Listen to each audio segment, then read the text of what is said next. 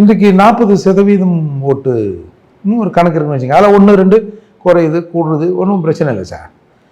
அப்போது இந்த கூட்டணி வெற்றி கூட்டணியாக மாறிவிடும். ஆனால் நீங்கள் சொல்கிறீங்க ஜெல் ஆனால் நல்லதானப்பா.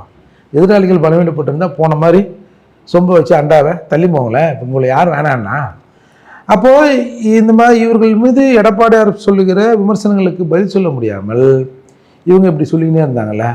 அதுக்கு தான் அண்ணாமலை அதுக்கு நச்சுன்னு ஒரு தலையில் ஒரு குட்டு குட்டுற மாதிரி இந்த கூட்டணியின் முதல்வர் வேட்பாளர் எடப்பாடியார் தான் அப்படின்னு சொன்ன உடனே இப்போ ஒன்றும் இவங்களுக்கு புரியலை.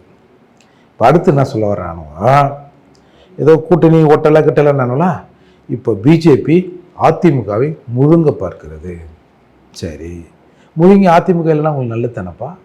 இப்போ எடப்பாடியாருக்கு எடுக்கிற கேள்விக்கு தானே உங்களால் பதில் சொல்ல முடியல.